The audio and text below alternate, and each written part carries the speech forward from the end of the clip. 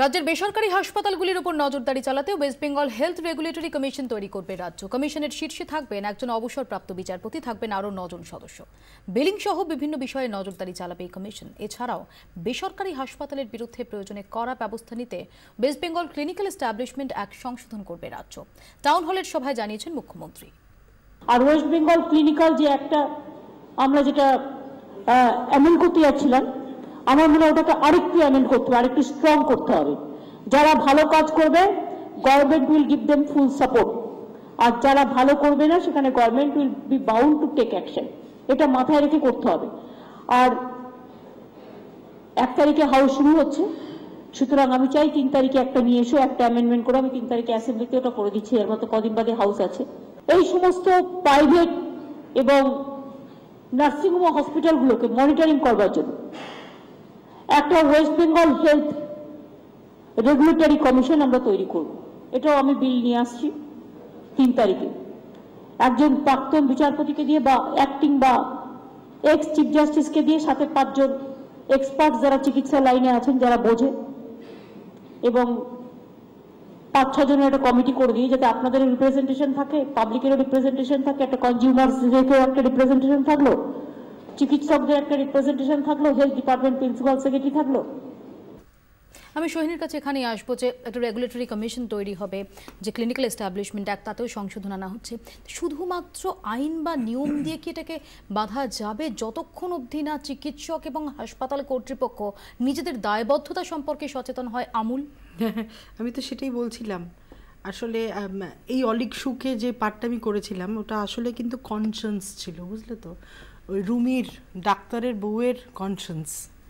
তো সব মানুষেরই তো এইটাই কনসার্নস, আসলে ন্যাচারাল ব্যালেন্সিং একটা জিনিস। তো কনসার্নস সবাইকার আছে। এবারে যারা ওই কনসার্নসকে একটু মেনে চলবেন, ডাক্তার বা পেশেন্ট পার্টি, নিজের কনসার্নসকে যদি সবাই ঠিক ঠিক করেন, তাহলে ইউটোপিয়া হবে। এখানে ডক্টর সরকারের কাছে আসবো যে আমরাও চাই না যে চিকিৎসকদের কাছে আমরা বিপদের দিনে গিয়ে আত্মসমর্পণ করি, তাদের ভরসা করি, তাদের দিকে আঙুল উঠো। তো আঙুল তো উঠছে। যেমন যে অভিযোগটা যে মুখ্যমন্ত্রী করেছেন যে লাইফ সাপোর্টে অপারেশন, কিভাবে এটাকে জাস্টিফাই করা যায়? কালকে আমরা একটা কেস স্টাডি দেখিয়েছি, যেখানে তার পরিবার অভিযোগ করছেন যে মৃত্যু যখন নিশ্চিত, সেটা জেনে স্টেন্ট বসানো হয়েছে, বিল বাড়ানো তার লক্ষ্যে। এগুলো তো রিয়ালিটি।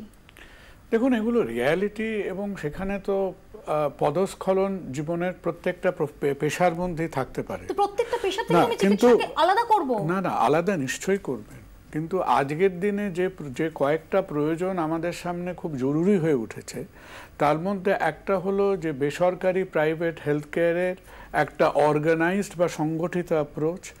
নিজেদের মধ্যে একটা বিভাজিত হয়ে থাকলে, সেটা দামের দিকে হোক, প্রাইসের দিকে হোক, ইন্ডিকেশন ফর ট্রিটমেন্ট দিকে হোক, ক্লিনিক্যাল অ্যান্ড ফাইন্যান্সিয়াল রিজনসের জন্যে একটা সংগঠিত অর্গানাইজডভাবে আমাদের একটা কনসলিডেটেড পার্সোনালিটি প্রকাশ করতে হবে। আর কোথাও এই যে আমাদের নিশ্চয়ই গভর্নমেন্ট একটা মনিটরিং রোল নিচ্ছেন, আমাদের হেলথ কেয়ার অ্যাডমিনিস্ট্রেটর একদিকে আছেন, আর কোথাও আজকে বেসরকারি স্বাস্থ্য ব্যবস্থার মধ্যে ডাক্তাররা কিন্তু খানিকটা ইনসিকিউরিটি বা নিরাপত্তাহীনতার মধ্যে ভোগ করছেন।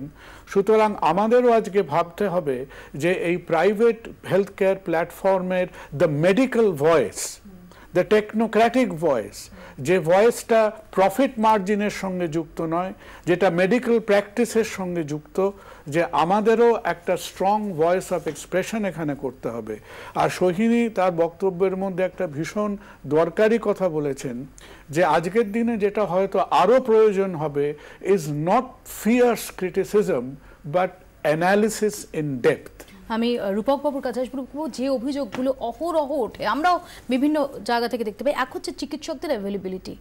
একজন পেশেন্ট ভর্তি হওয়ার পর অনেক সময় দেখা যায়, কালকে একজন অভিযোগ করছিলেন যে যখন প্রসব করার কথা, সেই সময় তাকে ফেলে তিনি বিদেশে চলে গেলেন এবং তাকে অপটু হাতে অপারেশন করা হয় এবং ফাইনালি তিনি বাঁচেননি। তারপর আরও অনেক জল ঘটে, যেরকম একটা ইনসিডেন্ট না, বিভিন্ন সময় বিভিন্ন অভিযোগ ওঠে।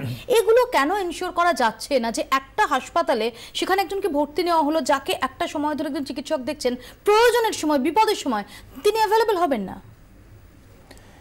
এখানে যে এই যে অভিযোগগুলো আসছে ডক্টরস নট অ্যাভেলেবিলিটি নিয়ে, এখানে মেজর যে জিনিসটা দাঁড়াচ্ছে এটা একটা ডিমান্ড অ্যান্ড সাপ্লাই গ্যাপ। আমাদের ডিমান্ডটা যেভাবে বেড়ে গেছে, আমাদের যে পরিমাণ হাসপাতাল তৈরি হয়েছে, আমাদের সেইভাবে কিন্তু আমাদের সাপ্লাই মেডিকেল পরিষেবা দিতে না পারে তাহলে হাসপাতালটা খুলে রেখে তো দরকার নেই। আমি একটা কথা বলি, সরি টু ইন্টারাপ্ট ইউ, যে আত্মসমালোচনার খাতির একটা কথা আমাদের বলতেই হবে যে আমাদের কিন্তু আরো বেশি কনসিয়াস হতে হবে টুয়ার্ডস ক্লিনিক্যাল অ্যাডমিনিস্ট্রেশন, অ্যাবসলিউটলি, সেটা ক্লিনিক্যাল রেসপন্সিবিলিটি। সেটাতে আমি আসছি কুনাল, সেটা হচ্ছে যেটা আমি বললাম। তো আমাদের যদি আজকের সিস্টেমটা যদি দেখা যায়, এখানে আমাদের কলকাতার যে সিস্টেমটা, বেঙ্গলের যে সিস্টেমটা, আমাদের এই মডেলটা যেটা রয়েছে সেটা একটু আলাদা মডেল। হাসপাতালে যথেষ্ট ডাক্তার अवेलेबल নেই, তাহলে আপনি পেশেন্ট ভর্তি করছেন কেন? আপনি হাসপাতাল খুলে রেখেছেন কেন? এটা কিন্তু আমি অ্যাবসলিউটলি আমি অবজেকশন দেব যে ডাক্তার अवेलेबल নেই। না, আপনি যেটা বলছেন ডিমান্ড এন্ড সাপ্লাই, আমি ডিমান্ড এন্ড সাপ্লাই এইজন্য বলছি না। আমি কোন হসপিটালে যদি এই সিচুয়েশন হয়, একজন পেশেন্ট গিয়ে তিনি কেন বিপদে পড়বেন? আমি জিনিসটা অন্যরকম ভাবে বলতে চাই যে ডিমান্ড এন্ড সাপ্লাই মানে আমাদের মডেলটা যেটাতে, যে আমাদের যে আজকে ফুল টাইম ডক্টর যদি যেটা বলা হয়, যে বাইরের যে জিনিসটা রয়েছে সাদার্ন পার্ট অফ দ্য আমাদের ইন্ডিয়াতে যেটা রয়েছে, যেভাবে ওরা যে মডেলে চলছে, আমাদের মডেলটা একটু কিন্তু ডিফারেন্ট। কিন্তু আমাদের এখানে কিন্তু একটু ভিজিটিং কনসালটেন্ট কনসেপ্টে চলে। The model is a different. তো এই ভিজিটিং কনসালটেন্ট যখন সবসময় যে ভিজিটিং কনসালটেন্ট, বিকজ যেটা ডিমান্ড অ্যান্ড সাপ্লাই বলছি, এই ভিজিটিং কনসালটেন্ট কিন্তু আরো 3টে হসপিটালে, 2টো হসপিটালে কিন্তু উনি যাচ্ছেন, কিন্তু পার্টিকুলার টাইমে সেই ডাক্তারকে যদি বলা হয় যে সবসময়ের জন্য অ্যাভেলেবিলিটি থাকা, সেটা নয় কিন্তু। বিদেশে চলে যাবেন, যদি ধরা যাক একজনের প্রেগন্যান্সি নিয়ে সমস্যা রয়েছে, তিনি হসপিটালে ভর্তি হয়েছেন, সেই সময় তার প্রায়োরিটি কোনটা হবে? তিনি তখন বিদেশ চলে যাচ্ছেন। আমাদের নিজেদের স্বার্থে না, আমি ক্ল্যারিটির জন্য কিন্তু এই মডেলটা থেকে আমাদের বেরিয়ে আসতে হবে। আমি সেটাই বলতে চাই, এই মডেলটা থেকে আমাদের সরে আসতে হবে, যেটার জন্য আমরা এটাই কথা বলতে চাইছি। আমি জাস্ট মোয়ের যে কথাটা বলতে চাইছো যে আজকে ডক্টরস বাইরে চলে যাচ্ছে, প্রেগন্যান্সি তো একটা ডেটের মধ্যে ডেটে হয় আর কি।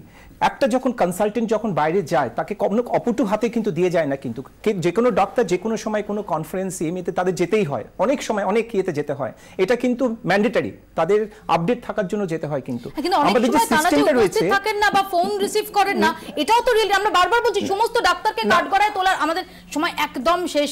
আমি শুধু বলছি যে এই ডাক্তারে কিন্তু যাবার আগে কিন্তু তারা অ্যাপ্লিকেশন দিয়ে আরেকজন, ধন্যবাদ রূপক বাবু, ধন্যবাদ ধন্যবাদ সোহিনী। আমরা বারবার বলছি যে চিকিৎসকরা এখনো আমাদের কাছে তারা ঈশ্বর তুল্য, কারণ নিজের বা প্রিয়জনের সংকটের সময় আমরা মন প্রাণ তার কাছে সঁপে দিই এবং তাকে চূড়ান্ত ভরসা করি। তিনি যেদিকে যেতে বলেন সেদিকে যাই।